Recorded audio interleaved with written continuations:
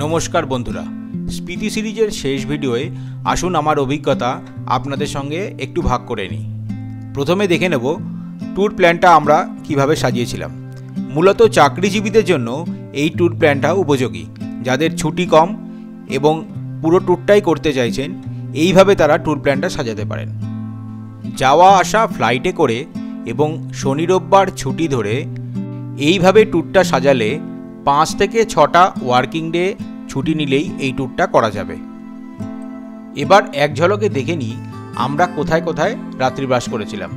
নিজের অভিজ্ঞতা থেকে একটা কথা বলতে পারি, এখানে উল্লেখিত এই হোটেল বা হোমস্টেগুলো সেগুলো কিন্তু নিজ নিজ জায়গায় one of the best staying option বলে বিবেচিত হয় এবং আমাদের অভিজ্ঞতাও তাই বলে। তবে এগুলো আমরা রেকমেন্ড করছি না, রেফারেন্স হিসেবে আপনাদের সামনে তুলে ধরলাম। সমগ্র স্পিতি ভ্রমণে দুটি গন্তব্য স্থানের মধ্যে দূরত্ব কিন্তু একটা বড় ব্যাপার। সেক্ষেত্রে বৃদ্ধ মানুষ এবং বাচ্চাদের ভ্রমণের ক্ষেত্রে আপনারা নিজে ভেবে সিদ্ধান্ত নেবেন, কারণ এই সব অঞ্চলে বেসিক অ্যামিনিটিস বা বেসিক মেডিকেল ট্রিটমেন্টেরও কিন্তু খুবই অপ্রতুলতা, সঙ্গে উচ্চতাজনিত সমস্যাও হতে পারে।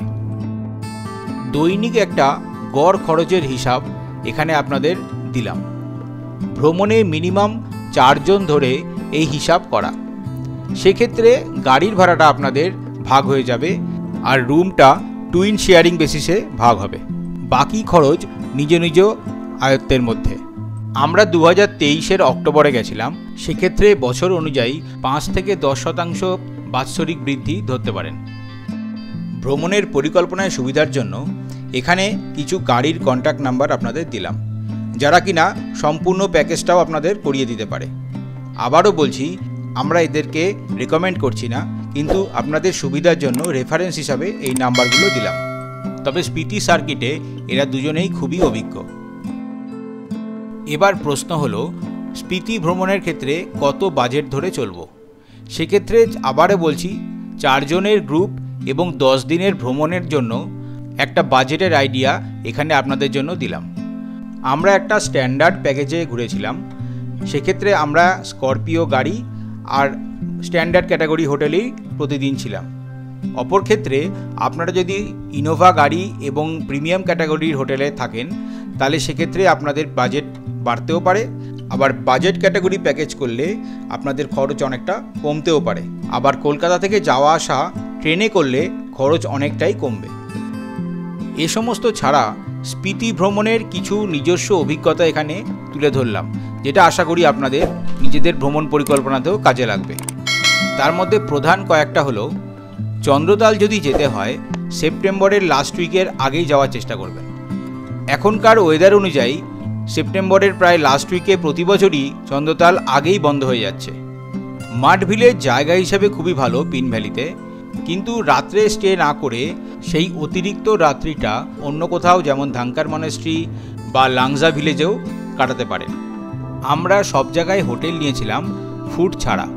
এতে সুবিধা যেটা হয়, আপনার শরীর এবং ইচ্ছা অনুযায়ী আপনারা ফুড নিতে পারবেন। এতে খরচ এবং অপচয় অনেকটাই বাঁচে। অত লম্বা প্রতিদিন জার্নি করে অনেক সময় রাত্রে বেশি খাওয়ার আর ইচ্ছা থাকে না। সেক্ষেত্রে খাবার প্যাকেজে ধরা থাকলে হয় খাবার অপচয় হবে এবং তার জন্য অতিরিক্ত পয়সাও আপনাদের প্যাকেজের সঙ্গে অলরেডি দিতে হয়েছে। তার থেকে শরীর অনুযায়ী এবং ইচ্ছা অনুযায়ী আপনারা যেখানে যেমন খাবার ইচ্ছা হবে সেই খাবার অর্ডার দিয়ে খেতে পারেন। সেক্ষেত্রে দেখবেন খরচটা টোটালে অনেক কমই হয়েছে। এছাড়া সমস্ত রকম ওষুধ যা যা দরকারি সবই নিয়ে নেবেন, কারণ ওই অঞ্চলে কোনো রকম মেডিকেল ফেসিলিটি কিন্তু নেই, যদিও বা আছে দ্রুততার সঙ্গে তা পাওয়া খুবই মুশকিল। সুতরাং সমস্ত রকম প্রয়োজনীয় ওষুধপত্র সঙ্গে নিয়ে যাবেন, সঙ্গে ইলেকট্রল এবং উচ্চতাজনিত অসুস্থতার ওষুধ ডায়ামক্স, কোকাসিক্স বা কর্পূর এবং রসুন জল খুবই কাজে দেয়।